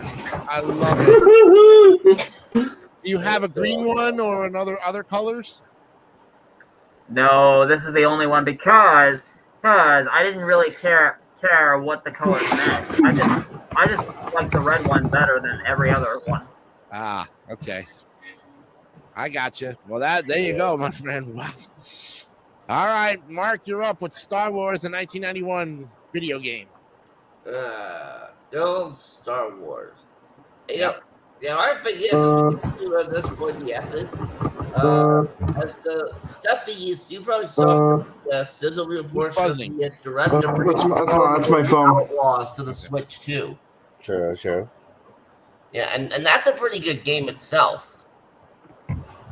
Now, as for this, let's double up here, Mr. Bogard, 100. You got it, man. Double up time. Cool. Yeah, there you go. Okay. All right, Andrew, you're up with Star Wars 91. So I'm a huge fan of Star Wars. Like, I saw every movie. Never played the game, but I saw all the movies. I mean, all of it. Yep. Double up time, 100. You got it. No doubt. No doubt. No 100 there. Okay, Johnny, will you double up again? Make another 100? Yeah, well, AVG, I never saw it, but AVGN has done Star Wars games as well. Yeah. So I was never into Star Wars, although in the Fish universe we have something called Wookiees, like the hairy people at Fish. Yeah. I'm kind of a Wookiee, I guess. Yeah. But That's true. Yeah. to answer your question, sure, let's give it 100. You got it. Yay! There you go. Okay. Well, normally I never tell you guys what your total is going to be, but you guys are already over 490 already. Not with my score yet. So far, everybody has given it a 90 and 300s. So 90 and 400s, actually. And it's up to me, huh? Well, I tell you, I am not a Star Wars fan. I am a Star Trek fan. But I will give you this much. To be fair and honest, I have watched the movies on so many times on the reruns. My favorite character is R2-D2. I will be honest and open with you on that. Why? Because I like robots. I think they're cool. But am I going to sit there and play the game? No, I'm going to watch the movie. Cover art, yes. Right, true to the movie. I'm still going to give it 90. I'm going to give it a 90. Okay, all I right. give it a perfect 100 because of the fact that I'm just not a Star Wars fan. But in this case, here we go with the average. And give it the A. Give it an A. Yeah, you guys got it. Well, I tell you, that's only your second A of the night, but boy, it comes at a good time when you needed it. Oh boy.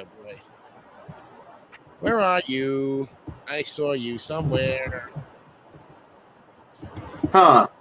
I lost it. Oops. Anybody find it? Oh, there it is. No, that's Star Trek. This is the first time I lost the game. I found it. Where was it? In the sea. In the seas? Okay. In the sea. Oh, there it is. Okay. Thank you. In the living seas. Oh, man. And you lost it again. It Yeah, I went back did. down, I think. I see. There it is. There we go. All right. Come on. Go all the way. Go Get on. up there. Get no. Get up there. Get up there. Almost there. Almost there. Right there. There we go. And you want to know 96.6. You guys got it. Definitely. Yeah. Second A of the night. Good job. That's a solid A if I ever saw one. Okay. You might be going for your third A of the night and 2 in a row because the next one up on the list is The Empire Strikes Back. Yeah. Okay. There it is. And of course that's the sequel in this one. We'll also put up films March 12th, 1992. Yeah. Yeah, this is the sequel to the original Star Wars video game. Yep. There was no Return of the Jedi, unfortunately. Glenn Rubenstein of Wizard Magazine praised the game's plot for its faithfulness to its source material. And although he criticized the fighting and platforming elements as tedious, he said the more diverse sequences more than make up for it. Power Unlimited gave the Game Boy version 75%, writing Empire Strikes Back for the Game Boy is mainly more of the same compared to its predecessor Star Wars. Nevertheless, it's a fun game, although the worlds are very similar. Okay, who are we starting off this time with? Back to the top of the list. Top of the list. Okay, Mr. Bogard, you're up. Oh boy, he's in the dark again. And there you go. May the force be with you. 100. 100. He knows. Again. He knows exactly what he wants out of it. Not going to waste any time. And now, Mr. Leota, Empire Strikes Back. Okay, well, another classic Star Wars game, so let's double up. Double up. You got it.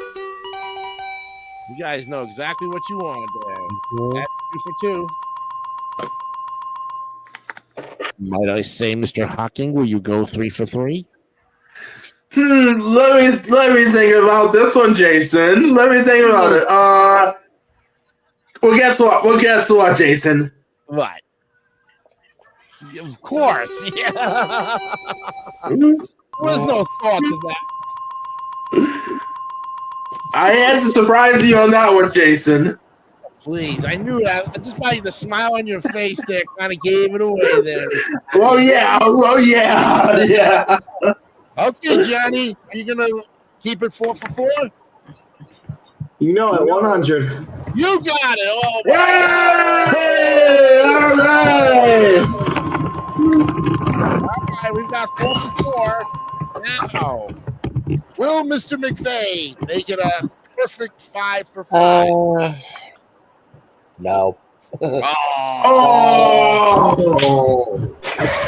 Of the original trilogy, of the original trilogy here, this was not the favorite, but it was still pretty darn good. I will have to say today, it's still going to get you an A. So let's get you a 95 on it. 95. Okay, very respectable. Yes. Okay. All right. Very good. Very good. And like I must say, just like I saw the movies, and this reminds me of a movie poster. And of course, I would watch the movies more than play the games. So I'm going to keep my same score of 90 and do it that way. Yes. 90. Okay, all right. It's still an A. Yeah. All right. There's the average. I even asked. Oh my God. For the third, was this gonna be a third A? Yeah, it's going to be a third A, and it even got better than the other one, 97.5. Wow, you got it. Let's get a ding, ding, ding on that one.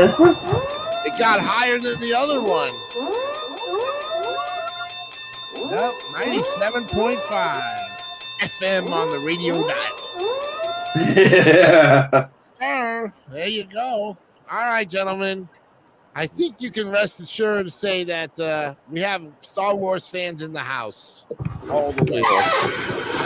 Okay. And of course, the star thing continues. Yes, it does. And this time we go to the one that we were talking about a little while ago, which is Starship Hector. Yeah. Interesting. That shows up here later.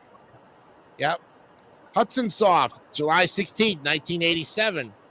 And this is a scrolling shooter game, and it's both horizontally and vertically scrolling. It has both segments.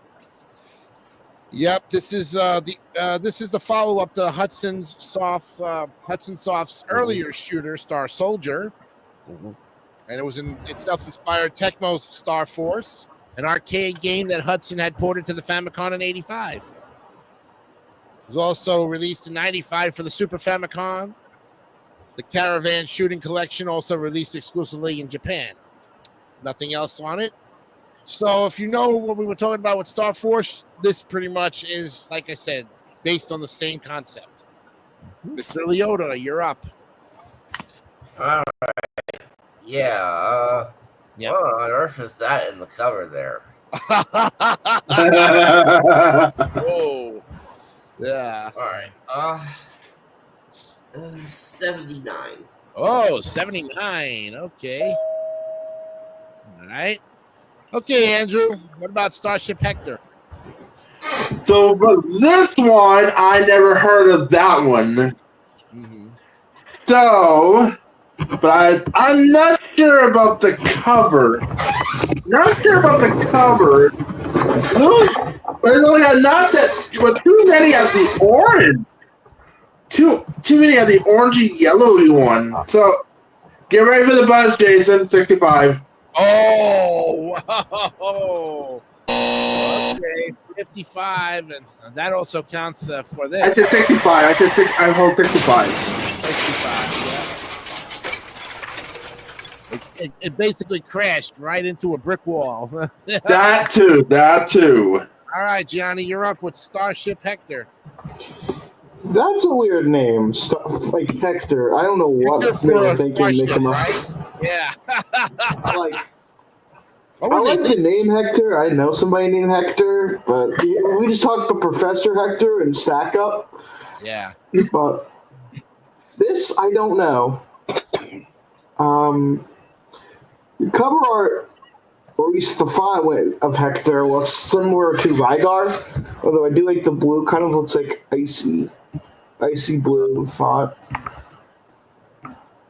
And yeah, I like visual. I'm gonna give it 70. 70. Okay, passing grade there. Okay, Scott, Starship Hector.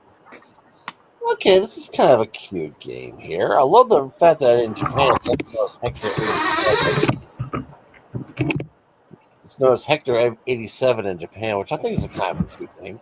One thing that's really interesting from the screen art I'm seeing both vertical shooting and every so often a little horizontal shooting. It's a nice little way to change it up here and all that there. The cover art is weird. the game itself looks pretty cool.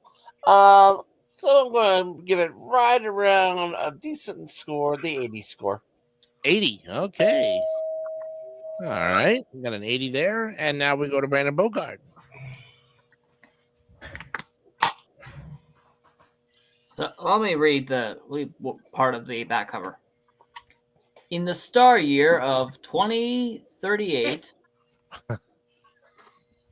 the year 2038, bullshit. Because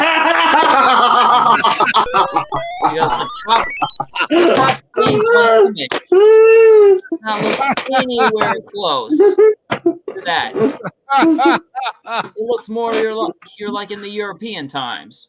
And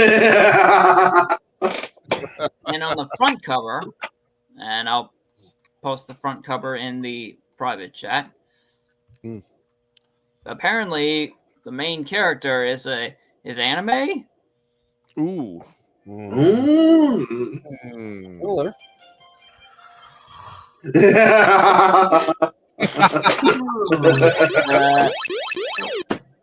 That was not me this time. No. No. Okay. I'll give it a 78. 78. Okay.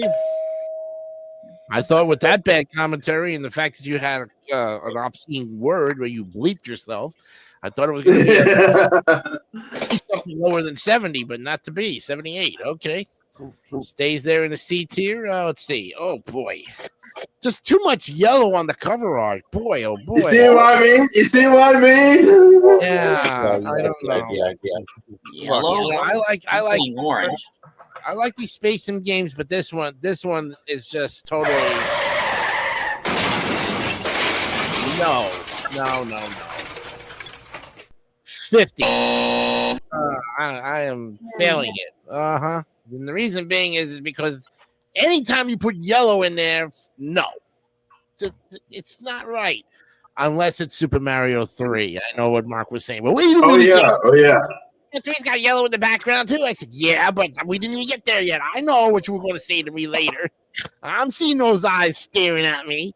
I didn't even say anything. No, I know, but I know what You're thinking. you know. But too much. That's just not the kind of yellow I was thinking of. I was thinking the yellow for Super Mario 3.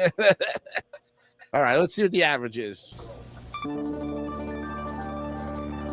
Oh, wow.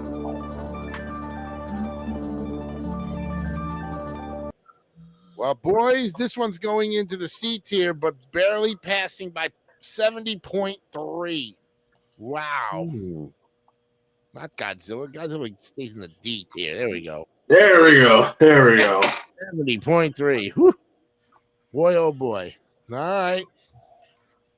Here we go with another one. Another star game. This one is called Star Tropics. Oh, my gosh. This one's a good one. Oh. All right. This is put out by Nintendo, December 26, 1990. Also, the Locomotive Corporation. Boy, oh boy. Action adventure. Yep. Let's see. Gumshoe. Something about Gumshoe. Okay. Oh, yeah. Unlike most of Nintendo's games, it was never released or intended to be released in Japan. Okay. And then, yeah. They all, let's see. Janayo Takeda, or Take the Takeda of Nintendo. He also developed Punch Out, Zoda's Revenge, Star Tropics 2. Yeah, they did a lot of ports on this one. Let's see. Any reception? Yes. It's a contemporaneous review. The Green Bay Press Gazette praised the game's graphics and sound, but considered it too similar to The Legend of Zelda and deemed the gameplay dreadful. All Games' Christopher Michael Baker also found the game to be too derivative of The Legend of Zelda, but still very much an excellent game. Michael Baker commented on the graphics, noting that the characters and action sequences look fantastic, while the travel scenes were kind of dull. IGN's Lucas M. Thomas praised the creativity of gameplay of Star Tropics, calling it the natural evolution of the original Legend of Zelda. So they're comparing it to Zelda, in other words. Wow. Okay. Yeah, it does look like it from one of the. Okay. All right. Andrew, we'll start with you this time. So I never heard of this game, and I look at the cover. Okay, I see the palm trees and the water around, but why is there water on the center of the island? Can you see it on the cover? Where's the water? The center of the island. Like, come on, there's a hole in the island underneath you as well. My goodness. You know what? I'm going to give it a Scott special. I'm going to go with 75. 75. Okay. All right, Gianni, you're up with Star Tropics. All right, I've heard of this game, never really got into it, don't know much about it. Now, the Happy Video Game Nerd did talk about this one. And, yeah, I've seen the cover, I've seen the title screen. I don't see how they do. Well, it's Zelda? It's definitely a lot different from Zelda. There's just one boss, you're fighting a giant purple octopus or whatever in the water. 76. 76. Okay. That's one up. That's one up of me. All right. We got one up as well. Let's do that. Haven't had one of those in a while. Okay, Scott, you're up with Star Tropics. I played this game. Oh! The arcade version of it. No, there's no arcade version. This is actually no arcade. Okay. This is more like an. This is actually a pretty cool title. It's not, how do I explain? It is more action related. You actually are doing a lot of tile hopping though while fighting enemies though. And by tile hopping, you actually find secrets everywhere, and it's actually a pretty fun little thing. Now, there is a sequence in the game here where you have to find a certain radio code here to continue. If you own the game and you were given a little letter to look at, from your thing, you actually put this letter in water to reveal the actual radio code you need to continue the game. So that's something that was really amazing about this, and I actually enjoyed this one. It's got that island vibe to it, but also good music to go with it. This is 100. 100. Wow. Okay. Perfect score for Scott. All right. Okay. Brandon Bogart's got Star Tropics coming up with his commentary. A teenager's dream vacation on tranquil South Sea Island, a shooting star. It's an omen of disaster. Mike's geologist uncle has been kidnapped. So the guy's name is Mike. Mike's a good name. Mike. Hey, I like the front cover and some of the gameplay images. They're like a combination of Mario and Zelda for some reason. Yep. And then the top gameplay image with the guy with like one guy who looks like they combined Avatar Aang with Mr. Wilson. Oh,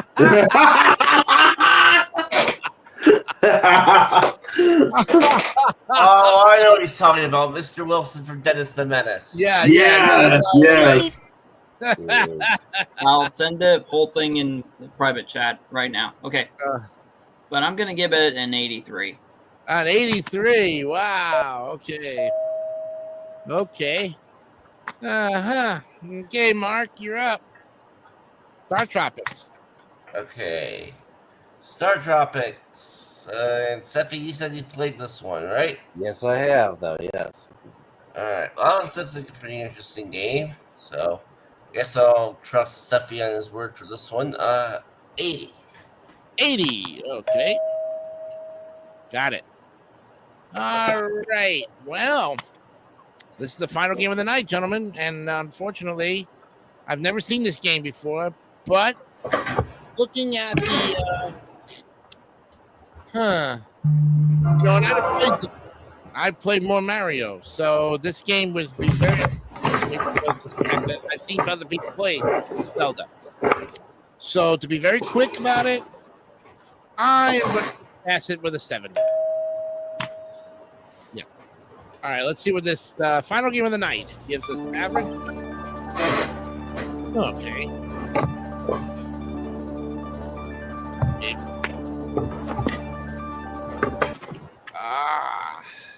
Going into the beat here. 80.6. There you have it, friends. The final game of the night. Yeah. All right, that's it. We're done. Okay, I'm going to go ahead and our statistician, our timekeeper, will tell us Well, let's go with the statistician first. And how many games did we grade tonight? Oh. You okay? Oh. I don't know what that was. Okay, so I'm going to have to open this in another. Hold on a minute, I'm saving What it. was that? What? Oh. Oh. Okay.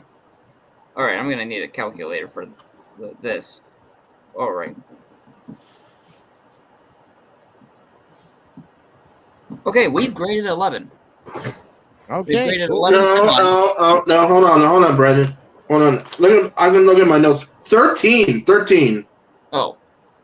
Okay, wait. Because I look at my notes. I look at my notes already for my timekeeper. We did 13 already. Oh, okay. So yeah, we did 13. In total, we have done 574. We've graded 574 of 710. We have 136 more to go. Wow, we're getting close to the end here. Yeah. Okay, and timekeeper, who scored some awards tonight? Well, let's see. On the third and fourth quarters, the King in New Jersey and myself, we each got another one apiece. Okay. And Mark got 5 more on top of it. Jeez. Unbelievable.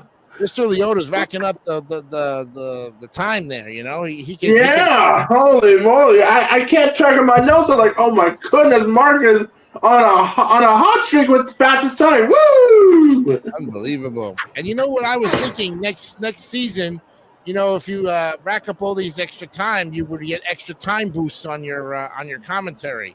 But that would mean that you go longer on your descriptions and stuff of whatever we were talking about. Mm-hmm. Yeah, We'll have to talk about that in the meetings toward the end of the season. So that's something to think about. Okay. All right. Time now, of course, to go to What Am I and see what you guys think is the answer to tonight's question. We will start off with Brandon Bogard. You heard the 9 clues. What do you think it is? Hey man, you want to go to the bar? Oh, yes, it is. You got it. It is the bar. Yes. Congratulations. Got it. Well, score 1 for the man who normally don't score 1, you know? Okay, that's 1. And now, Mr. Leota, do you have bar? Let's all go to the bar. Yeah, let's go to the Yeah. 2 for 2.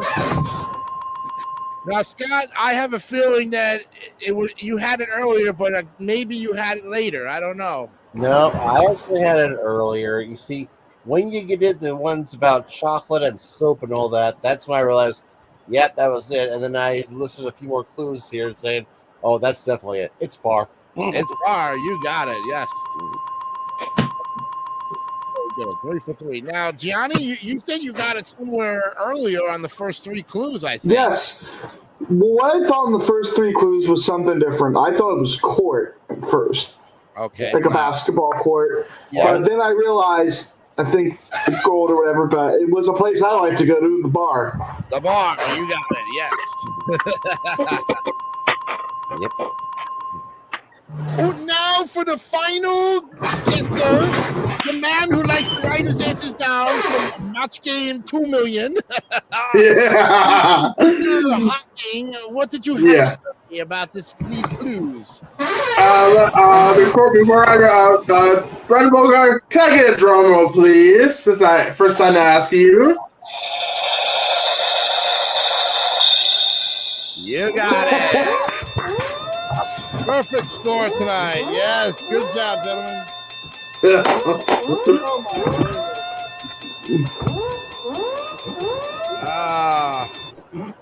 And I thought I could stump you with a simple one, but you got it. All right, nicely going, gentlemen. Great job on everything tonight. We're getting real close to the end of our NES lineups here. I feel like I'm going to miss this whole thing when it's all said and done. I don't know. And we're, of course, about 18 days to Easter, but we'll be here next week. We'll be here on the 9th and the 16th. Take the 23rd off, come back on the 30th, and go into May. Hopefully, a lot more in there. And Johnny, will probably see you in probably 3 weeks, because you said 2 weeks you're going to be at the Devils game. Devils game, where I work next week too. Yeah. Yeah. Might be after Easter. I have to. I'll message Jesse after this. I haven't gotten that yet. Yeah. So Jesse Ortiz, hopefully, if you're listening, we'll need you for the next 2 weeks because of Gianni being out for work. So of course, Johnny, you'll have 3 weeks off because of you know. But hey, that's the way it goes sometimes. All right, and of course, next week we will have an interesting one of Where Am I? That's going to be next week. So kind of keep an eye out of where we're going and what we're doing at any given time. Yep. Got it, All Chris those, Penn. huh? You got it, Chris Penn. Yeah. I like everybody's names here because that was Brandon Bogart's idea for April Fools. You know? But now everybody's get their names changed back to what it was before. That's right. We go back to normal. But hey, in the meantime, if you have not subscribed to the channel, please do so. Give us a thumbs up. Thanks for joining us once again. We'll see you next week for episode number 52. For all the Team Masters and myself, Jason Canio, have a good night. Till then, bye for now. We'll see you all next